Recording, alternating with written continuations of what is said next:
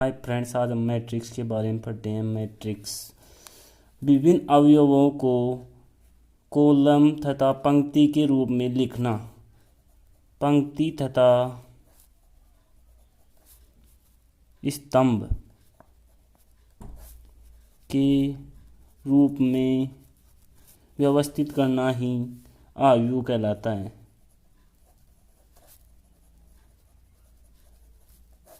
अवयव को सारणी के रूप में लिखते हैं, जैसे कि 1 2 3 4 3 7 5 4 3। इसको 3 गुणा 3 यानी कि पंक्ति गुणा स्तंभ। पंक्ति हमारे पास 1 2 3 तीन पंक्तियाँ हैं और 3 स्तंभ हैं। 1 2 3 यानी कि रो गुणा कॉलम के रूप में लिख सकते हैं। अवयव को इस प्रकार भी लिख सकते हैं, ए आई जे का मतलब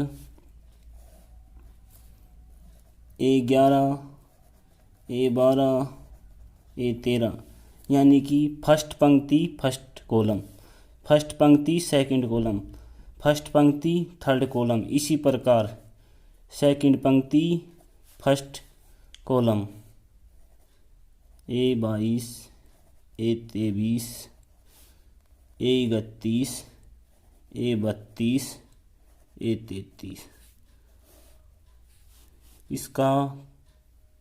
इसको भी हम 3 गुणा 3 के रूप में लिख सकते हैं। आगे अवयव की कोटि।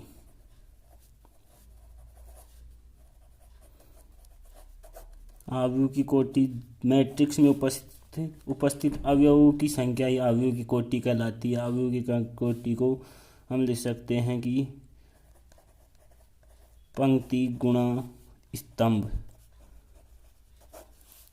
हम देखें कि A बराबर 2 3 3 2।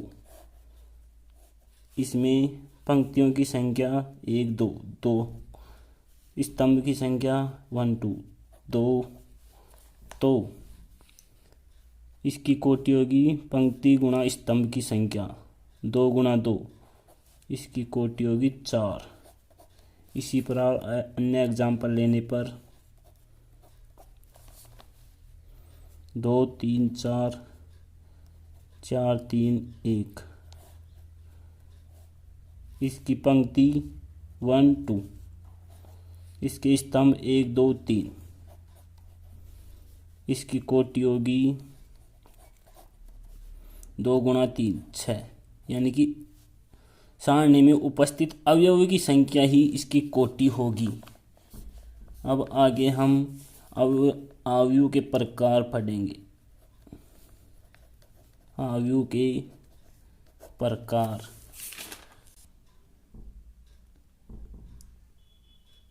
अवयव के प्रकार सबसे पहले लेंगे पंक्ति अवयव।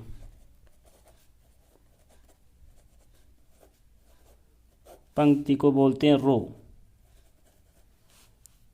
ROW matrix. आपको प्रतीत होगा कि पंक्ति अवयव जिसमें पंक्ति उपस्थित हो, केवल पंक्ति उपस्थित हो। वह अवयव जिसमें केवल एक ही पंक्ति उपस्थित हो पंक्ति अवयव कहलाता है। इसमें केवल ओनली पंक्ति यानी कि एक पंक्ति उपस्थित होगी। A बराबर 1 2 3 4। दूसरा एग्जाम्पल ले लेते हैं, C बराबर 9 7 6 5। इसको हम लिख सकते हैं पंक्ति एक है, स्तंभ 1 2 3 4 4 स्तंभ है। इसी में 1 2 3 4 एक पंक्ति है, 4 स्तंभ है। स्तंभ अवयव के बारे में हम पढ़ेंगे कि कॉलम मैट्रिक्स। कॉलम आपको पता होगा कि स्तंभ अवयव केवल स्तंभ उपस्थित, ऐसा अवयव जिसमें केवल एक ही स्तंभ उपस्थित हो, इसको स्तंभ अवयव कहेंगे। जैसे कि A बराबर 1 3 5 7 इसकी कोटि यानी कि 1 2 3 4, 4 पंक्ति 1 कॉलम, इसकी कोटि होगी 4। दूसरा एग्जाम्पल बी बराबर 9 3 6 2, इसकी कोटि होगी 4 गुणा 1, इसकी कोटि 4 है, जैसे कि 4 पंक्ति 1 2 3 4 और रो 1 है, 4 गुणा 1 तो 4। अगला इस आव्यूह होगा शून्य आव्यूह।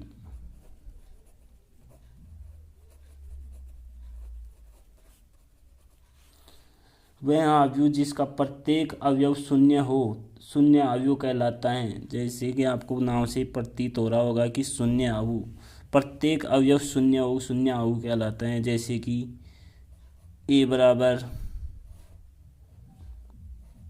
0 0 0 0, इसमें पंक्ति 2 कॉलम 2। दूसरा एग्जाम्पल 0 0 0 0 0 0 0 0 0, एक और ले लेते हैं, इसमें पंक्ति 3 कॉलम 1 2 3 4, 4 कॉलम है तो 3 गुणा 4, इसकी कोटि होगी 12, इसकी कोटि होगी 4। आगे चलते हैं 4 नंबर वर्ग आव्यूह। वह आव्यूह जिसमें पंक्तियों व स्तंभों की संख्या समान हो तो वर्ग आव्यूह कहलाता है। ये बोल रहा है वर्ग आव्यूह, वर्ग में समान, वर्ग की चारों भुजाएं समान होती है। इसी प्रकार प्रत्येक पंक्ति तथा स्तंभों की संख्या समान होगी इसमें। जैसे कि ए बराबर 3 2 1 4 3 7 6 9 2, पंक्तियों की संख्या 1 2 3, कॉलम की संख्या 1 2 3, पंक्तियों और कॉलम की संख्या समान हो, रो तथा कॉलम की संख्या समान हो तो वर्ग आव्यूह कहलाता है। जैसे कि दूसरा एग्जाम्पल लेते हैं बी बराबर 3 2 4 6, 2 गुणा 2 का आव्यूह है ये, जो वर्ग आव्यूह कहलाएगा।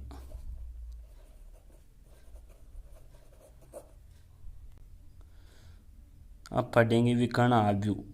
5 नंबर विकर्ण आव्यूह के आपको पता होगा कि त्रिभुज में लंबी भुजा विकर्ण कहलाती हैं। इसी प्रकार जैसे कि वह आव्यूह जिसमें विकर्ण के अलावा सभी अवयव शून्य हो विकर्ण आव्यूह कहलाता है। ये बोल रहे हैं विकर्ण के अलावा सभी अवयव शून्य हो। जैसे कि एग्जाम्पल लेते हैं ए बराबर 3 0 0 0 1 0 0 0 2।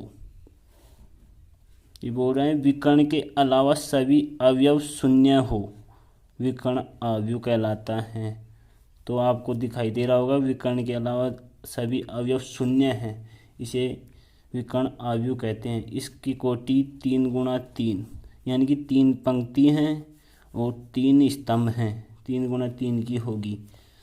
अगला पढ़ेंगे इस 6 नंबर अदिश आव्यूह।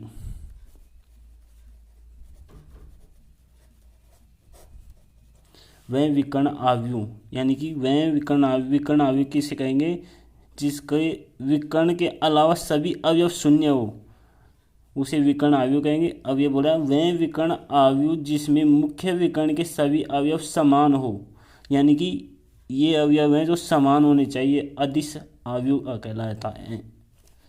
जैसे कि एग्जाम्पल लेते हैं ए बराबर 1 0 0 0 1 0 0 0 1, ये अदिश आव्यूह को आप समझ गए होंगे कि वह विकर्ण आव्यूह किसे कहेंगे विकर्ण के अलावा बाकी सभी अवयव जी शून्य हो, विकर्ण आव्यूह कहलाता है। और वह विकर्ण आव्यूह जिसमें विकर्ण का मान समान हो, विकर्ण के अवयव समान हो, वह अवयव अदिश अवयव कहलाता है। जैसे कि आपको दिखाई दे रहा होगा कि मान समान है, इसकी कोटि 3 गुणा 3 की होगी। इकाई अवयव, इकाई अवयव के बारे में पढ़ेंगे कि वह अदिश अवयव जिसमें मुख्य विकर्ण के सभी अवयव इकाई हो, इकाई अवयव कहलाता है। इसे आई से प्रदर्शित करते हैं। आई बराबर 1 0 0 0 0 1 0 0 0 0 1 0 0 0 0 1 ऐसा अवयव जिसमें विकर्ण के अलावा सभी अवयव 0 हो और विकर्ण का मान इकाई हो, यानी कि 1 1। आपको ये पता रखना होगा कि इकाई अवयव हमेशा अदिश अवयव होता है। इकाई अवयव अदिश अवयव होता है, लेकिन इसका विपरीत सही नहीं है। आगे पढ़ेंगे 8 नंबर पे त्रिभुजाकार अवयव। त्रिभुजाकार अवयव 2 प्रकार का होता है। सबसे पहले ऊपरी त्रिभुजाकार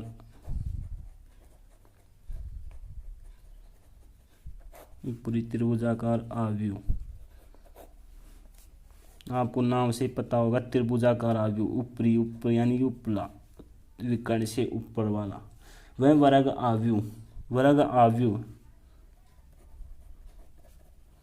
वह वर्ग अवयव जिसमें मुख्य विकर्ण के नीचे के सभी अवयव शून्य हो, विकर्ण के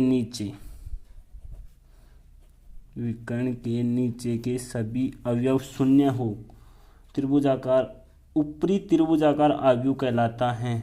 जैसे कि ए बराबर, इसमें आपको पता होगा कि 2 5 0 3 विकर्ण होगा। ये विकर्ण के नीचे प्रत्येक अवयव शून्य रहेगा। दूसरा एग्जाम्पल लेते हैं, बी बराबर 3 4 5 0 2 1 0 0 3। आपको पता होगा कि परिभाषा से कि